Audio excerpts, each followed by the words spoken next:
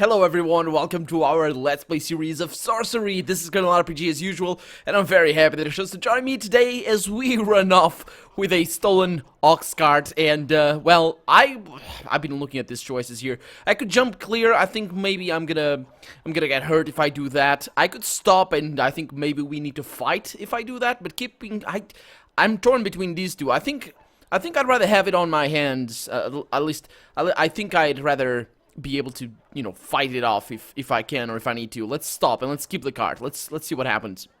You drag hard on the reins to try to stop the oxen before it's too late, but there's no time. The cart hits a buried stone block, tilts and overturns. You hit the ground, falling a little way. Holy crap, we lost holy crap. Falling a little way clear of the cart. A moment later, the oxen almost tramples you as the charge back downhill to their master. As they charge downhill to the master. You are left alone, cut, bruised, but with nothing broken, at least. Dang it! You pick yourself painfully to your feet. Come on! Don't laugh at me. That's a chicken, I think, or something. Let's get out of here. We could pray to the camel. Actually, I'm gonna try and do that. Let's pray and see if I can be healed. I can! Fantastic. Your spirit has heard you. You will receive no further help for some time. Okay. Well, let's keep an eye out for that. You continue along the path climbing. Every pace is painful, and you wince to put weight on your legs. The afternoon progresses slowly. This place you are walking through seems thick with desolation, as if it was long ago abandoned. And then, as if to confirm your thought, you come across two enormous stone pillars, listing slightly either side of the road. They form a gate, but the gate is 3 times the height of a man. Let's look them over. Peering closely, you make out the faded remains of carved characters in the old script L and K. The remnant of a spell of fortune, perhaps, or of binding for these now fallen stones. Can't I? I can't cast magic from here. I can't do anything here. Yeah, I must wait here. Let's see. Yeah, I can cast the magic. Let's go through. There is nothing for it but to go forward. Yeah, I guess so. Let's see. Through the gate we go. You step into the shadow of the enormous gate. The ruins of walls line the path either side, but these are walls built from blocks the size of ox carts. Don't talk to me about ox carts, please. Centuries ago, this must have been a palace of a king, 12 feet tall. Now it has been leveled, and the stones stolen from the field walls and foundations of the villages all around. Yeah, that's usually how it goes. Let's investigate the ruins, though, because we need magical items and stuff like that. You take a moment to clamber out over the ruins and off the path until you are surrounded by waist-high grasses. The ground rises and falls sharply around the outline of houses and buildings. You trace the line of a street wide enough to run 3 cars abreast that leads quickly downhill towards a forest. Once this place was rich and plentiful, what happened here to remove every last trace of these colossal people? Let's look inside a house. You stop by the edge of a house. The side wall only stands as high as your knees. Grass nods above it. Looking inside, you can make out the edges of the fireplace, the back wall, and an adjoining area. Perhaps a grain store of bedroom? Yeah, let's see if I can search the grass here. You take a few moments to search through the long grasses and find nothing until your hand closes on a clay pot near one wall. It is the shape of a wine jug, but about 3 times the usual size. Around the neck is a red stain. Wine. Or maybe blood? It's impossible to tell. The base of the pot has been smashed away, perhaps by age, perhaps by someone unhappy with the contents. You leave the pot behind. Okay, let's follow the street down. Oh, we're going somewhere else. You follow the line of the street down the slope of the hill. The further you go from the path, the more overgrown the ruins become, until you can barely make out their outlines at all. After a while, you are not following the street at all, but simply holding to the same line. You approach the edge of a thick woodland. Okay, we can go back and climb, or we can go into the tree line over here. And I'm actually curious. This is gonna lead us back in there. I want to adventure, though. Let's go this way. Let's go this way. See what happens. Let's go around a little bit. There's no clear path here, and the street has disappeared from view. The going into the trees is difficult, but you push your way forward as best you can, and stop when you come across a large standing stone. Another gate? Let's look at the stone. You go over to the stone to examine it more closely. Not a gate. I hear something, though. Birds. Not a gate, it is an idol. An idol, a gigantic stone head carved with deep open eyes and an open mouth. Around the lips is a dark red stain, the same as the pot. Looking left and right into the trees, you are startled to see more stones, more idols with open mouths, leading off in both directions. All face back towards the ruined village, as though forming a wall or an approaching army. Something terrible happened here. I mean, we're in too deep with this thing. Let's look into the idol's mouth. Stealing your courage? Yeah, stealing my courage. I'm gonna steal. I tried to steal a cart, but that didn't go well. See if I can steal my courage. You slide your hand into the mouth of the idol. It is too deep. It is so deep. You reason something must be concealed in there. And sure enough, your grip closes on something hard but light. Treasure, perhaps? You pull your hand out to see what you are holding. Nervously, you open your palm. Teeth. Gigantic teeth. You are holding 3 giant teeth. Perhaps every idol holds the same, or perhaps the other idol holds kneecaps, arm bones, jaws. You press on. Trees and thorny bushes snag at you as you walk, and eventually, after chopping and hacking your way through, you see a space ahead, a path. You push forward and then stop for breath, grateful to have solid ground to walk on once more. Okay, so this sent us back this way for some reason. We could have came... Let's go this way then. We don't really have a choice. You walk for several hours, following the twists and turns of the path through the trees. Then suddenly you stop. You have heard a noise up ahead. Something is moving around between the rocks at the edge of the path. Okay, so let's draw my sword here. Let's see what happens. Oh, there we go. You draw your sword and are glad you do so, because a moment later you are attacked. In a flurry of foliage and dirt, a rat bear leaps from the undergrowth. It is much closer than you thought. Its sleek black fur allows it to hide in the shadows until it is almost upon you. You bring your sword up to bear. Okay, so this guy is probably gonna attack right now. I think... Yeah, I think he's gonna attack right now, so let's defend. Okay, that was good. That was a good move right there. The rat bear is startled by your approach, but drops quickly to all fours. You drop quickly behind a tree and raise your sword, ready to defend yourself. At the last moment, the rat bear leaps, all claws off the ground and ready to plunge into your body. You brace yourself as it comes down, its rear back's claws raised. I think he's defending, so I'm gonna go with the small one. This might screw me up. Hopefully not. But its rear's back. Yeah, I think he's defending. Hell yeah, he's defending. There we go. He's got a lot of stamina, though. You test the creature, sidestepping. You slash out at the rat bear, but it has read your intentions and drops into a crouch. It stumbles back, tail whipped high in defense. Again, another one. Okay, he's defending again. I think. Hopefully. I don't like this, though. I think he's gonna go for a feint. I really do, because it's worded differently from before, and I don't know if the game, like, I don't know. Okay, so yeah, the game is straightforward in telling me what he's trying to do. Feinting left, you slice at the rat bear, but it knocks you aside with a paw. It grunts as it pushes you away. It squeaks and snuffles, standing up on its hind legs. Okay, he's gonna go for a strong one, but I don't think he can get me. I think he's got, yeah, I don't think he can get me, so I'm gonna go for a powerful attack. I don't want to lose stamina. Okay, that was pretty good. He lost 4. Rushing forward, you charge at the rat bear, catching it as it rears up. You plunge your sword deep into its thick skin. Light plays through the trees for a moment. The true extent of the rat bear's injuries is revealed. Afraid of you, it edges back, claws raised. Okay, that's another defense right there. This is gonna be good because it's gonna allow us to get more stuff. And another one, and yeah, quick as a flash, you slash at the rat bear, but it has guessed your move and raises its claws to protect itself. The rat bear screeches in an inhuman howl and you take heart. It has almost fallen. It growls and runs, running up, showing its full height. Okay, so he's gonna go for a powerful attack. I can't risk it. That's not good enough. I'm gonna need to defend. Let's defend. Yeah, it's a good thing I didn't risk it right there. You can almost smell the creature growing enraged. You duck quickly behind a tree. Squeaking with rage, the rat bear charges forward, but you keep yourself guarded. For a moment, it's close enough for you to smell its sewer breath. It beats the air with its tail. Okay, he's going for a defense, but it doesn't matter what he does. Oh, he didn't do a defense. You risk an attack. Splashing through the mud, you race into the rat bear. Then your sword slips between the creature's ribs and drives deep into its putrid heart. The rat bear squeals and falls to the ground, face down. into them in the mud. Okay, continue. Skilled swordplay. Thank you very much. With the beast dead on the path, you are free to move onwards. Okay, so can we pray? We cannot.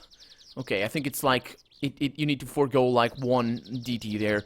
I could eat if I wanted to. That's gonna give me, I think, how can I eat? I can go over here. Okay. And I have the spell book over here. Okay, and what about the rations? I got the bomba fruit. Okay. I could eat. I don't know how much. I think it gives us 4 stamina. I think the game said that before, but let's not do it right now. Let's go into the approaching whatever that was. The path winds a few more times around gigantic trees, thousands of years old, and then emerges onto a sudden plain, as if the forest had been scooped away by a gigantic hand. A river trickles thinly between short grasses, and by its banks stands a tiny village. Okay, then we can avoid the village or can enter it. Now, I don't like how the game told me about a tiny village, but this does look like a tiny village on the map, so it might not be one more of those elven dudes, because I hate them. So let's hope that that is the case, because, yeah, it looks like elven settlements, and that one probably is as well. Yeah, avoiding these guys might be a little bit of a problem if you want to play the game from the start, although these kind of look like that as well. I don't know. These are not elven, by the way. They are... Although, I would like to go there. Look at that. Mediki Forest. There's something in there. Something in there. Yeah, it's a lot to explore here. Okay, let's enter the village and see what happens. Because we need the money. We need things. We need a lot of things. Today has been mercifully short and uneventful. Well, I want to say that, but we got the whale right there. Can I pray? I cannot. Your spirit is far from you now. Okay. So it's 2 guys gone, I think. So today has been mercifully short and uneventful. You have made excellent progress. With a decent meal and a night's sleep, your next day will start auspiciously. So it is a shame and a worry that you have so little money. You head down into the village, hoping to find charity. You follow the path down into the village, passing a sign which declares it to be Dumpas. The streets are thin and narrow, and the buildings have been set close together, as if trying to withstand a storm. There is a terrible smell hanging in the air. All in all, it seems an unpleasant place. Yeah... Kind of knew that. I could talk to the villagers, find an inn, explore town. Let's explore town first and see how things go from there. Halfway along the track, you come across a couple of merchants' huts.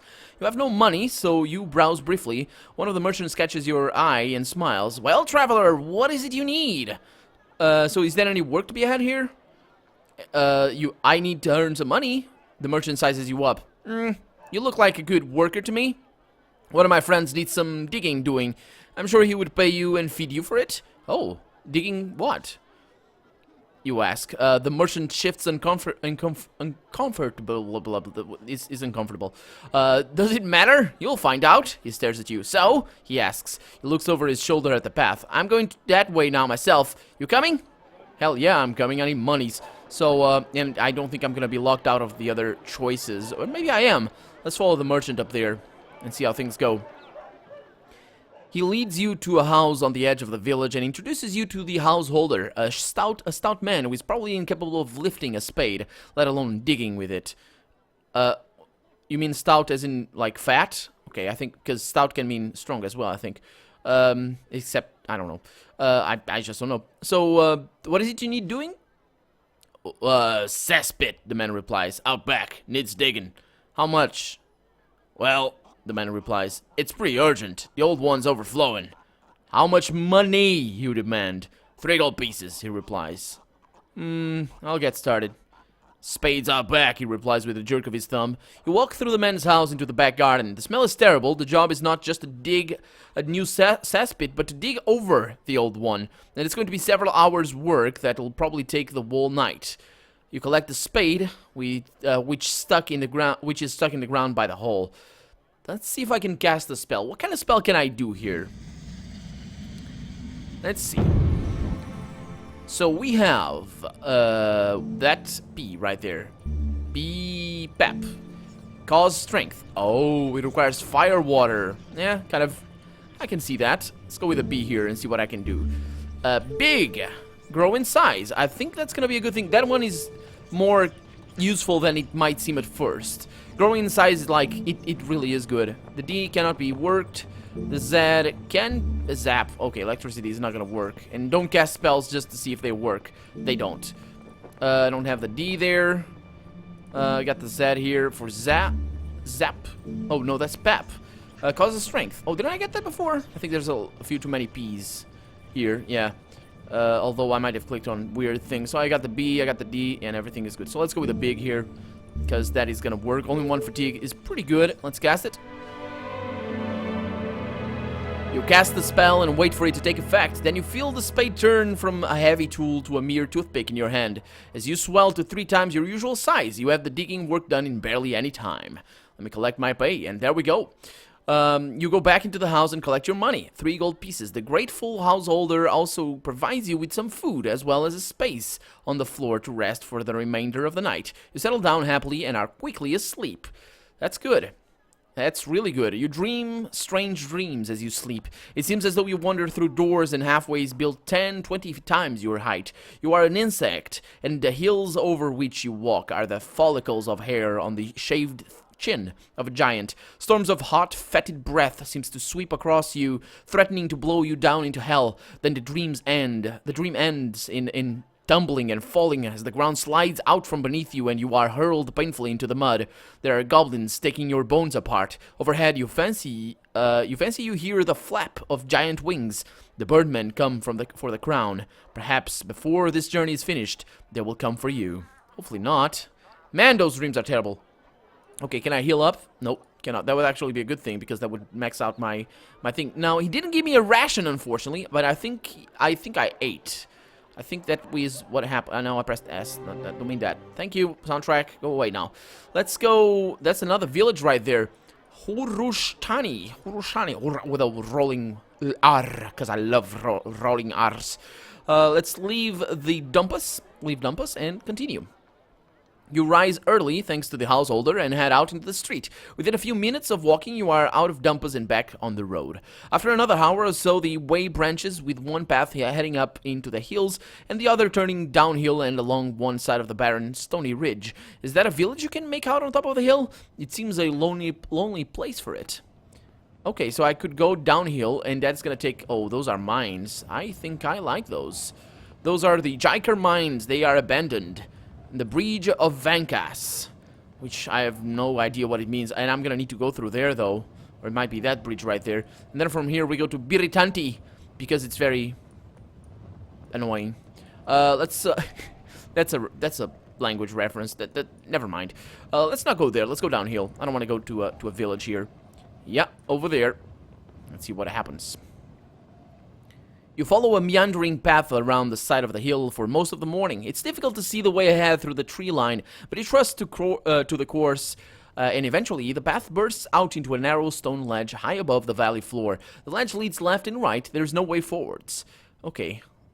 Rest for a moment and eat. Maybe that's going to be a good thing. Yeah, that was a good thing. It gave me 4. Perching on the edge of the stone outcrop, you eat the last food you have, the old man's nourishing mumbo fruit, and feel a little bit better for it. Okay, let's look left first. Looking left, you can see the narrow ledge is formed by a splitting of the rock that leads all the way down to the Misty Valley floor. If there is a path up the other side, it is not clear from here. What about the right? Looking right, you are taken aback, as out of the mist that fills the valley, an impossibly wide bridge looms into view, as if it had only now fallen into place. It is made of planks and thick ropes, and is suspended from this peak to the peak on the other side. Who could have built such a marvel, and how long ago? Well, let's look at the bridge and see. You take a moment more, staring at the bridge. It forms a delicate curve across the valley, swaying very slightly in the wandering wind. But the more you look, the more it seems too perfect. Could such a bridge even possibly exist? Or is it mere illusion to trick the incautious traveler? Then it is time to move on. Getting to your feet once more, you take a moment to find your balance before moving on. One sleep here, and you will fall a long way down. Okay, so I get to go to the bridge, and probably, I don't know, it does look pretty wide, considering, I mean, it does look pretty long as well. I don't know. My tummy's making weird noises right now. It's warning me. It's warning me that the bridge is bad. Let's go into the valley and see what things await down there. I do want to go into the mines, see if I can kill some beasts and do whatever. Because we're pretty good in terms of stamina. We're going up to the 20, back to the 20 as we get accustomed to the smell, I guess. The bridge seems untrustworthy. Should anything happen while you were halfway across it, there would be no escape but to the last, most final kind. Better to walk, yes. You make a way along the stone ledge. The angle is steep and it's hard going not to stumble. And I'm bad at that already. At the valley floor is a dried-up river, covered in worn stones honed by water that is now long gone. Small caves open in the rock face nearby, with rusted machinery abandoned outside. There was mining here once, but it must have been a long time ago. A wider track leads up the far slope. This is pretty awesome. This is pretty awesome. I love this. I love this. Let's look around. You pause for a moment to recover your breath and look around. Let's look at the machinery, because that's what interests me right now. You walk for a while between the ancient machines that leased out of the mud beside the riverbed. Gigantic hoppers, now bronze with rust, with huge spiked wheels on their sides, and chutes leading between them, now thick with bindweed, slugs, and mud. Whatever these machines were for, they have not worked in decades, maybe even centuries. Okay, let's just look at the riverbed. You look down at the riverbed, nothing but a carpet of stones. Maybe I want stones, take some stones. You choose 3 nice round pebbles to stash them into your backpack. Heavy to carry, but useful. Yeah, they will be. Let's investigate the mines, because that's what we're here for. You approach the mine entrance. A wet wind greets you from the depths. The mine shaft must lead somewhere, but it is pitch dark. There are no torches, and you do not have any light of your own. Crap! Crap, this is gonna be bad. I don't have any spells for this, do I? It's gonna be really bad.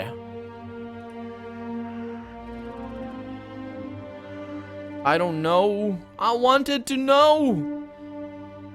I really did want to know, but I don't think I can do anything. We got the door there. We got Sus. That's for stamina. That's for Oh, actually, that's pretty cool. Could be good for casting here, but I don't think I will be able to cast it. 6 is turning into 6 guys. Jig can cast. Oh, I can cast this one. What is that for? Yob. Casting this spell requires the tooth of a giant, and when cast, will summon a new giant whom the caster may control. The giant will then disappear when his duty is done. Oh, this is so good. This is really good. I got 3? Holy crap, that's amazing.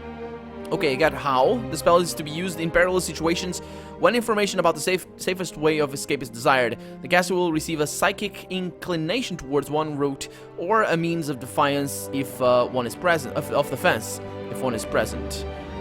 The spell may be cast upon any creature, reducing its movement. We got Dud here. That can create an illusion of treasure. That's an interesting one. The name is very fitting. The soundtrack is really loud on my ears, but not on yours, hopefully. Let's see. So we got Mag here. The spellcast requires a babble eye. Now, oh, the pop. Oh, this thing. A potent little spell, but one which calls for great mental concentration. This spell must be cast on small pebbles, which will then explode when thrown. These explosions produce great force as well as a loud bang. So those are going to be good weapons for us. So the fall is for slow falling, I think. Yes, it looks like. Yes. The dim, the good defensive spell cast on an attacking creature, muddle its mind. So we got fog, that's not gonna work. We got sand, requires a lot of stuff here. The sap. I don't think we have light spells. It's a shame. The fireball could work, but only if there's like things that can be read in there. And of course we have Zed, which is the most formidable spell in lore, but no one knows why. In all recorded history, the spell has been cast only once by a powerful necromancer from Thorburn, who was never seen again. Its effect are unknown. The necromancer's notes are found, but the necromancer's notes were found, but were crazed and unclear. Treat with extreme caution. Okay, so I can't really do anything here. Let's not go inside. That's a really bad idea. That is a really bad idea. Let's climb the valley. I wanted to go there, but I don't have torches. Oh, man. The next time I play the game, I will get torches. I will. Your breath is short and your heart is hammering as you pause. Halfway up the valley slope, a small wooden hut is opposite, set a little way back from the path. Let's look at the hut first. You stop... Oh, boy. We got a warrior or something. That guy's really weird. You stop to watch the hut, dropping behind a bush out of sight as you do. After a few minutes, you see a troll emerge, ducking to get through the tiny frame of the building. He is clearly guarding something around here, perhaps a mine, or perhaps he was stationed here long ago to guard a city that has now crumbled to ruin. Let's see, so I can approach the troll, and I think I should be okay. I got giants, I got pops, although the pops are probably not going to work against this guy because he's got a shield and it's big. I can also turn big, which might help me in a battle. Fighting this guy just normally might also be doable, but It's gonna take a toll, because any of his strong attacks I'm gonna need to defend. Let's approach the troll. Maybe he's friendly. Who knows? I'm being racist here. Maybe he's just a nice guy. You move towards the troll, not afraid to let it see you. And see you it does, raising its enormous sword above its head and roaring. This is not good. Let's cast a spell. I'm gonna cast a giant. Because that's free. I'm gonna cast a giant, not a pop. What's the one? I don't remember. Sun. Oh, sun. Creates light. Look, see, I told you that was gonna be something. No, that one. Okay, so I got the B. That goes for the pop. Yep. Creates explosions. That is not gonna work against this guy, I don't think. That's the D. We got the dumb. Causes clumsiness, requires 3 stamina, so it's not really what I want to do unless it would incapacitate him on the first try. Can I cast my giants? I might not be able to walk. That's a shield. No, don't want that, because it costs money and it costs, yeah. I can't cast big either, which is a big shame. Yeah, can't cast big. So I guess a shield would work. Or let's go with clumsiness. Let's go with this one. How much does it require? 3 stamina. Let's cast it. You cast the spell over the troll who... Oh, this is not gonna work. Because he's dumb already. Duh! Let's see what happens. Although this might be... It's not... I'm not making him dumb. I'm just making him clumsy. Let's see what happens. You cast the spell over the troll, whose heavy, thick-set features seem to get heavier and thicker in a heartbeat. It steps towards you and kicks the blade on its... of its own sword, knocking it from its own grip. It curses and picks the weapon up, only to drop it again. Oh, this is good. You could fight it easily now, or no doubt, you could just run away. Let's fight it. Let's fight this guy. You draw your sword, ready to dance around the confused creature, and let's murder it as fast as possible. It defended. That's bad. That's bad. The troll stamps backwards. Then, an arm's length away, drops down into a crouch behind his thick little shield. You raise your own sword, ready to meet him with a brutal attack and crash against his defenses. He deflects the blow, mostly by luck. He's so pleased to drop his, he drops his sword and hurriedly has to pick it up again. He begins screaming and shouting. Okay, so he's gonna go for attack, but I can go for him. Yeah, I got him. I got him this time around. You keep up the pressure, turning your sword, you punch with a hilt, and as he reels, you lash out with your blade. Oh, that's masterful skills right there. His own swing is knocked back. The troll is stumbling, his wiry old muscles leaking green blood. I think he's gonna defend, but it doesn't look like that is gonna be the case. Let's defend. Yeah, I thought it wouldn't. I really thought it wouldn't. So now he's going down, hopefully. You drop into a defensive stance as the troll swings with great force. You parry in a flash of sparks. You adjust your grip and square your shoulders. Okay, so he won't be able to go up against me, I don't think, against a 4.5. Yeah, that was good. Okay, so he's down. Perfect. He stops to brush his hair away from his eyes, and you seize the moment to strike. You thrust, making swift progress across the dirt towards him. You swing, spinning around on the spot, and the last cut slices through the troll's neck. Flawless fighting? Was that? I took 1 point of damage, but no stamina lost. Oh, apparently I didn't. That was pretty awesome. That was pretty awesome. Okay, so let's see. Search the troll's hut. With the troll dead, you quickly search the hut and find 3 gold pieces hidden inside the pile of blankets. Then you slip out and continue your way. Unfortunately, I didn't find food, but I'm gonna need to keep walking. Oh man, we have a long way ahead of us. A long, long way. Probably like 5 or 6 more episodes. I don't know, though. I don't know. I haven't ever seen a full playthrough of this game, and I've never played it before, so... But look at that. We're so far away now. So far away. We could have... Yeah, could have gotten ourselves killed so many times already, but we didn't. And I'm doing well, very pleased with how things are going. But for right now, I'm Colonel RPG, and this has been Sorcery! I really hope you've enjoyed it. And if you did, go ahead and leave a comment, like the video, but above all, thank you so much for watching, and I hope I'll see you next episode. Bye-bye.